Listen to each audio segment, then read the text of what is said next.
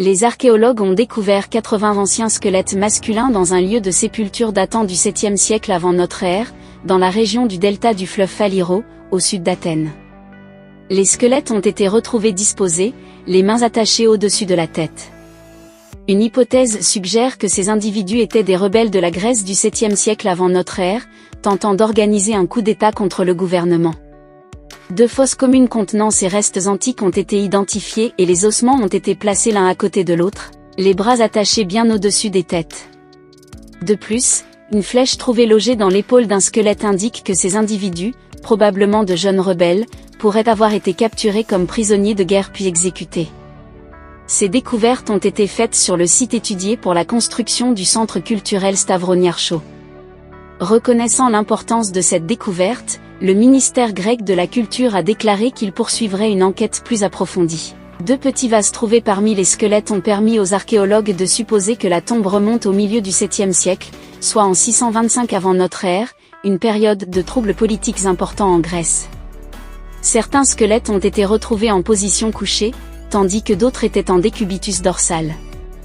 Au total, il y avait 36 mains portant des signes évidents d'être liées par du fer. L'un des derniers hommes découverts en mars a également été retrouvé avec les pieds solidement attachés avec une corde. La question de savoir pourquoi les bras de ces hommes étaient attachés au-dessus de leur tête plutôt que derrière eux, comme c'est l'habitude, reste un mystère pour les historiens. Les squelettes ont été retrouvés avec les mains attachées au-dessus de la tête et non derrière le dos comme c'est la coutume. 2 petits vases trouvés ont permis aux archéologues de spéculer que la tombe remonte au milieu du 6e siècle avant Jésus-Christ, période de troubles politiques en Grèce.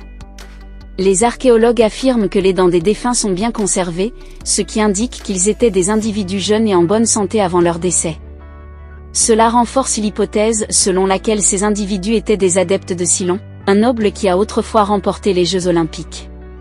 Selon les historiens antiques Hérodote et Thucydide, Cylon a tenté un coup d'État pour renverser Athènes au 7e siècle avant Jésus-Christ. Le coup d'État a échoué et les partisans de Cylon ont été contraints de battre en retraite et de chercher refuge à l'Acropole, l'une des principales attractions touristiques de la Grèce aujourd'hui. Les rebelles, après avoir reçu du gouvernement des assurances quant à leur sécurité, se sont rendus, mais en fin de compte, ils n'ont pas pu sauver leur vie. Une tombe contenant des squelettes de chevaux exceptionnellement bien conservés a également été découverte lors de la construction du centre culturel Stavroniarcho. Pour l'instant, seule une partie de la plaine de Phaliron a été fouillée, et bien d'autres mystères se cachent sous le sol de l'une des civilisations anciennes les plus développées du monde. Les amis, la vidéo touche à sa fin. Merci de l'avoir regardée jusqu'à la fin, et n'hésitez pas à nous donner vos différentes opinions dans les commentaires.